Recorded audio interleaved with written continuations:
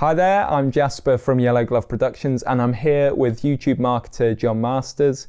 And today we're going to talk about how you can grow on YouTube in 2023. So do listen in if you're a business just starting out on your YouTube journey, or you're an individual sole trader and just want to make a personal brand for yourself. So John, let's go straight into it. You're a man who's got a channel that's amassed a couple of million views, so you know what you're talking about. Do you want to start off the list? What's the number one tip for growth on YouTube? Yeah, I think the really first important tip I would give initially would be to actually make sure your audience is actually on the platform. Yeah. I do see, if you like, some content creators out there who have posted content, but because their audience isn't actually on the platform, they're not getting sort of many views. So that's something I'd say is one of the main points before you even start. Make sure that your audience is on the platform. Yeah, there's no point in even bothering to pick up a camera and make any YouTube content if all your audience reads the newspaper. There's no logic to it. Your efforts will be wasted, won't they? So that's right. That's a great tip. It sounds obvious though, doesn't it? But I think a lot of people don't realise. Yeah, I think it does sound obvious, but I think a lot of people overlook that. And certainly when I'm talking to businesses, that's one of the first things that I sort of look at. Actually, okay, they want to do video on YouTube, but is it the right platform? And to be fair with you, if the audience is on there, I'd suggest no, and maybe to look at other options on there which are more relevant to their, if you like, where their target audience hangs out. Yeah, and going on from, say, if they are on YouTube, how would someone then figure out what videos to make? Is there a way of finding out, for people who are completely new to YouTube, is there a way to find out what's going to be best to make some search terms? Yeah, I think the research is a really important part as well. If you're going down the YouTube route, research sort of what's on there, look at your competitors, look at what content they're producing, and I'm not advocating copying them, anything like that, but that's normally a good indicator that your target audience is already on the platform. Yeah. And you can look at competitors, look at videos like they're making, which can help generate some ideas for your own videos. So that's a really sort of a good starting point. And also there are some keyword research tools out there which you can also use. Yeah. You probably know one, Jasper, yourself. Yeah, TubeBuddy is one we use. And I think there are different levels of it. I think you can get pro version, which will give you some really good insights to YouTube tags. And there's definitely an art to that as well, and how much time you can go down the rabbit hole with YouTube tags is pretty immense.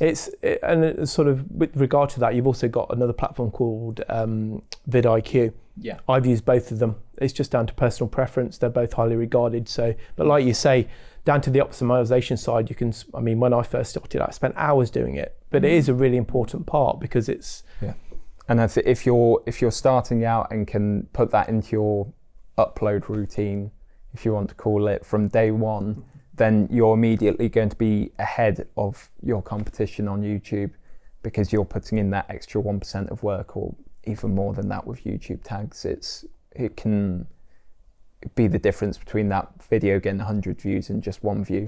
Yeah, title and description are the main sort of, if you like, the really important parts on your video in terms of the on the page itself. And then you, like you say, tags, I don't think they matter quite as much as what they used to, but they're still an indicator to YouTube because it helps YouTube understand what your content is actually about. I know clients who have used YouTube as just a hosting tool rather than thinking, okay, my potential audience members could find out more about what we do here, and they've just uploaded the video. It'd be like event highlights version 3, and it's like, no, what are you doing? Just rename it, retag it. And sometimes we offer a service as well where we're happy to upload the video, get all the tags done as well, and it helps us when a video does well, and it's always good to see the results come to life as well. So yeah, that's a big thing. Name and description. Don't put it as video 1, it's got to be how to do this, or there's certain ways certainly to optimize that, and that alone, if you can sort of if you've done your research and you've looked at what resonates with your audience, certainly getting the title and description right gives you a lot of a fighting chance of getting your video sort of promoted by YouTube out there. Oh, definitely. But even then, I've seen videos with 100 1,000 odd views, hundreds of thousands of views, and on TubeBuddy it says like the SEO and everything like that is just in the red, but there'll be more of the videos that like random songs or a bootleg acoustic recording of some Bob Dylan concert, and there's so many different ways that a video can succeed.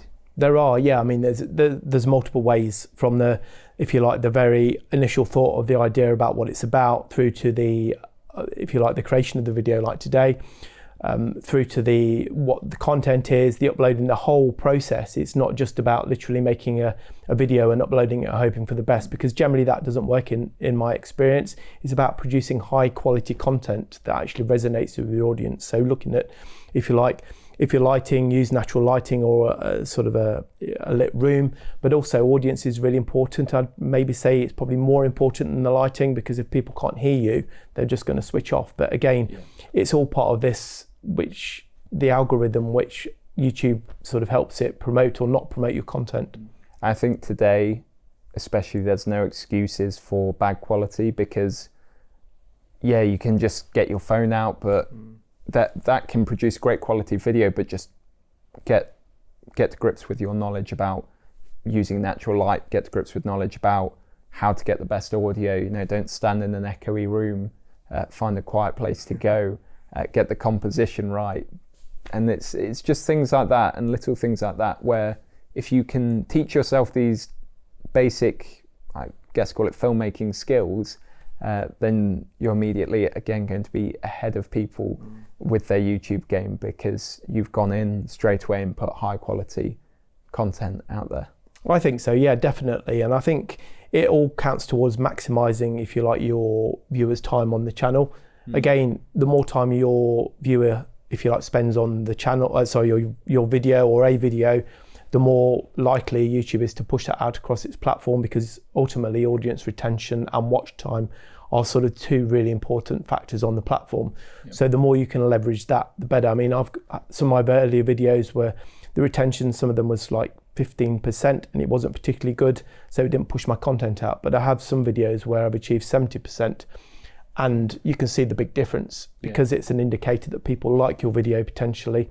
Then YouTube actually pushes that further across the platform. Yeah, once YouTube sees that people like something, they're sharing it, they're watching it again, then they'll start pushing it onto the algorithm and out into the ether, as it were, and just showing everyone. And that's when you start getting that success, if you will. But at the same time, it's not always about the views, it's about the interaction. Yeah, it is, and engagement is really important. And I would sort of, yes, we all like to see how many views we've got, but it just depends on your sort of the niche you're working in. 1 million views to somebody might not be sort of that many views to somebody else, and it's all proportional. And I think that's something you have to look at. People sort of say, I want so many views, which I understand, but at the end of the day, I guess if you're a very niche business, then it's going to be the quality of the views that count.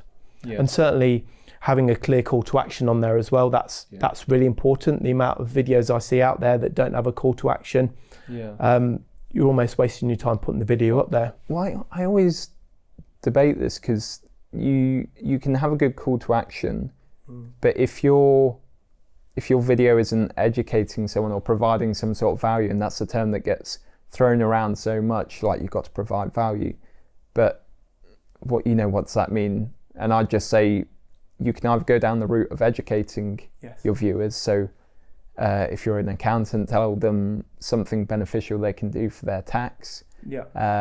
Or how do you make it entertaining? Is it then a day in the life of an accountant, and you see what someone gets up to day to day, and then that's the audience is aspiring accountants rather than business owners who might want your services? That's right. And I find it's very much dependent on the type of business and what you want to achieve. I mean, on my own channel, that's they're how-to informational videos to help people with problems that they have. But it may be, like you say, it could be an educational piece, which isn't necessarily a how-to video, but helps somebody in some way.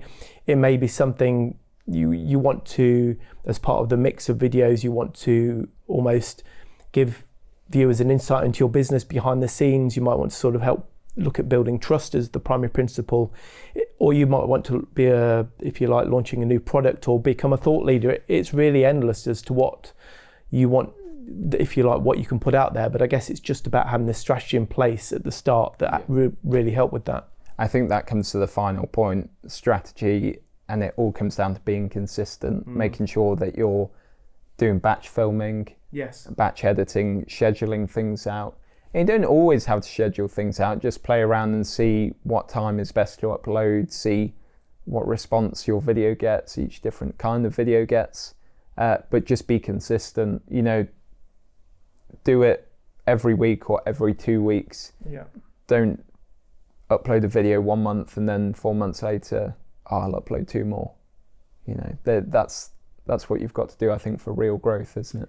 Yeah, I think you have to be consistent to actually get sort of the channel growing, because in my experience, the more videos you put on there and the more consistent you can be, then it helps, if you like, as part of this whole, if you like, package of helping you grow on YouTube. And also, I think, engage your audience as well, because again, engagement on YouTube is really important. So as well as like watch time and audience retention, things like likes, comments, all those types of things really help. Ask questions maybe.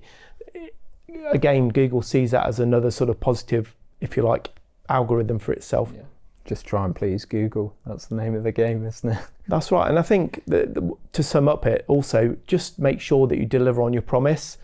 I think when I look at some videos, sometimes if you look at the thumbnail and what's actually provided in the video, the information, whatever the content that is, there's sometimes inconsistencies, and that will cause you a problem again if it's inconsistent, because if somebody clicks on a thumbnail and then watches a video but it doesn't actually deliver what they're expecting, again, that's a red flag for YouTube. So really, if you like, out of anything, make sure that you promise and deliver what you said you would, and also make sure that you adapt and change over time, which is also necessary. I guess with like business in general, that's a really important part. Brilliant. Yeah, lots of information there, and obviously coming from experience as well, having grown a successful YouTube channel. So thank you, John. You're welcome. If you learned anything from that, which hopefully you did, and you're going to start immediately going out and filming and uploading and scheduling and all those exciting things, do comment below if you enjoyed the video. Yeah, thanks for watching, and we'll speak to you soon. Bye for now.